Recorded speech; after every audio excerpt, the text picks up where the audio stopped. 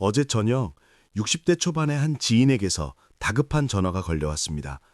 목소리가 떨리고 있었습니다. 20년 넘게 모아온 퇴직금과 저축금 전부를 들고 부동산 중개소 앞에 서 있는데 도저히 계약서에 도장을 찍을 용기가 나지 않는다고 했습니다.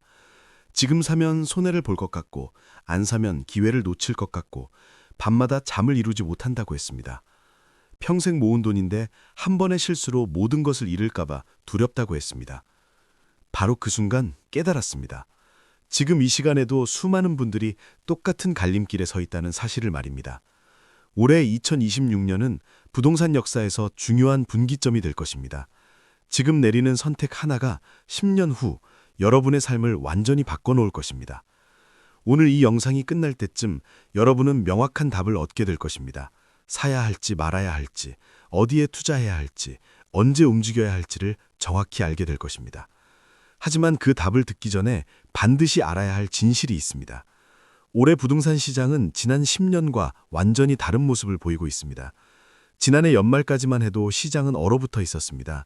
높은 금리 때문에 대출받기가 어려웠고 집값은 정체되거나 떨어졌습니다.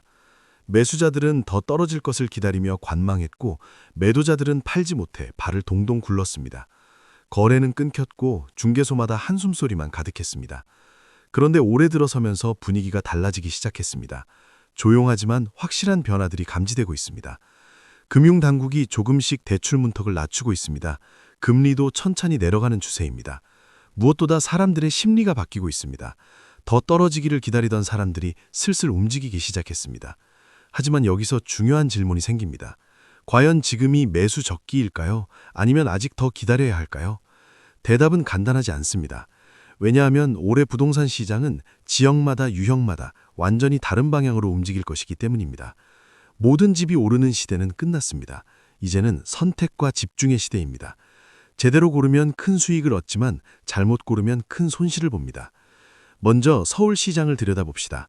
서울은 크게 두 가지 흐름으로 나뉩니다. 강남권과 일부 핵심 지역은 여전히 강합니다. 강남, 서초, 송파 같은 곳은 지난해에도 가격이 크게 떨어지지 않았습니다. 올해는 오히려 조금씩 오를 가능성이 높습니다.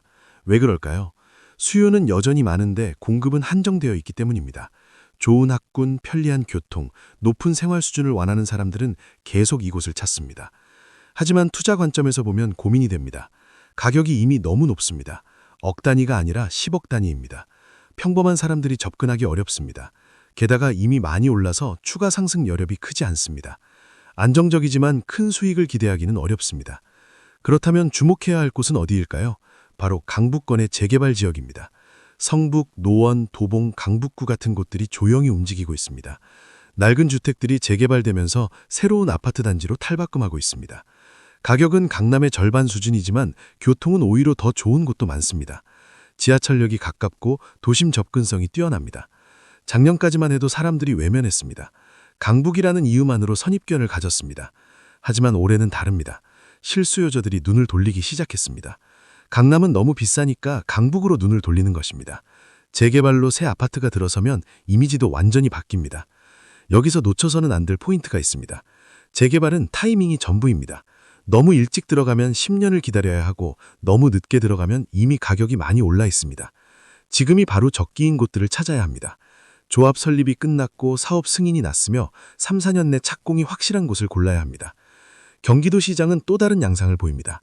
신도시들이 속속 완공되고 있습니다.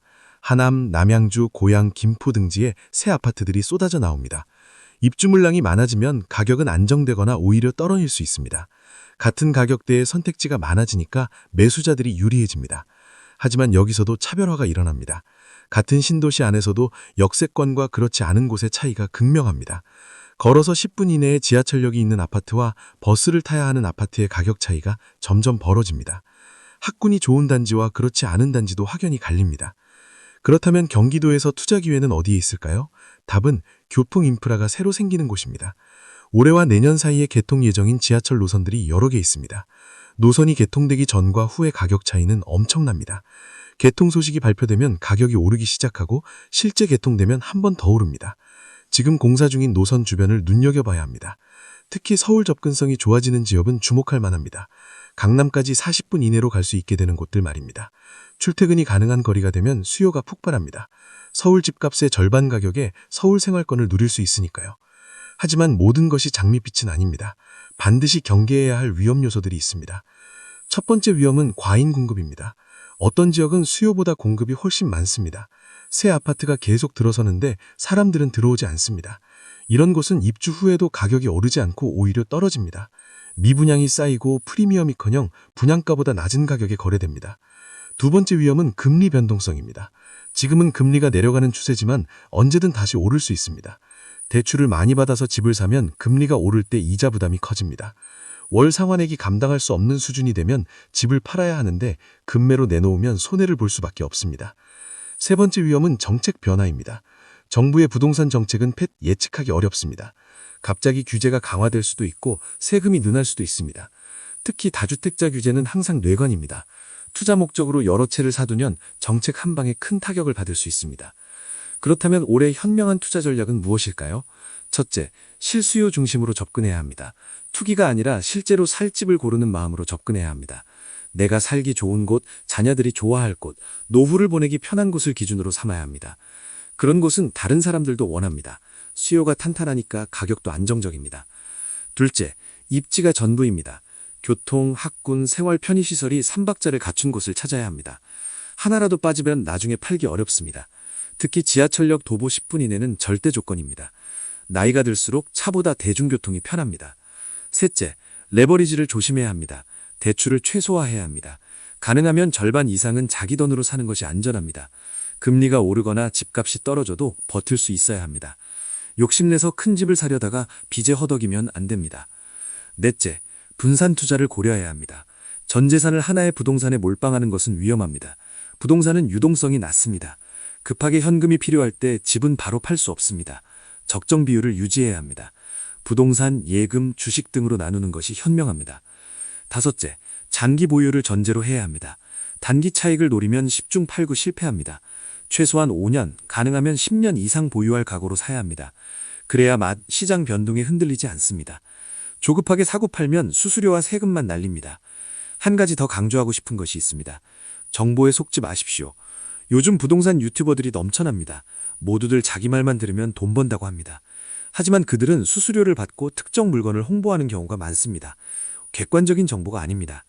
중개소도 마찬가지입니다. 그들은 거래를 성사시켜야 돈을 법니다. 여러분에게 좋은 것보다 자기들에게 좋은 것을 권할 수 있습니다. 직접 발품을 팔아야 합니다. 현장을 가서 보고 주변을 둘러보고 이웃들과 이야기를 나눠야 합니다. 인터넷 정보만으로는 진실을 알 수 없습니다. 시간과 노력을 투자해야 제대로 된 선택을 할 수 있습니다. 마지막으로 가장 중요한 조언을 드리겠습니다. 조급하게 서두르지 마십시오. 남들이 산다고 해서 따라 사지 마십시오. 여러분만의 기준과 원칙을 세우십시오. 그 기준에 맞는 물건이 나타날 때까지 기다리십시오. 10년, 20년을 내다보는 긴 안목으로 판단하십시오. 부동산은 인생의 전부가 아닙니다. 집값이 오르면 좋지만 오르지 않아도 사는 데는 지장이 없습니다. 가족의 행복과 건강이 더 중요합니다. 부동산 때문에 잠 못 이루고 가족과 다투고 건강을 해치면 안 됩니다. 평온한 마음으로 현명하게 접근하십시오. 올해 부동산 시장은 기회와 위험이 공존합니다. 제대로 준비한 사람에게는 좋은 기회가 될 것입니다. 하지만 무모하게 뛰어드는 사람에게는 큰 손실이 될 것입니다. 여러분의 선택이 가족의 미래를 밝히기를 진심으로 응원합니다. 오늘 이 영상이 여러분의 결정에 도움이 되었기를 바랍니다. 더 많은 분들과 이 정보를 나누고 싶다면 구독과 좋아요 부탁드립니다. 행복한 하루 되십시오.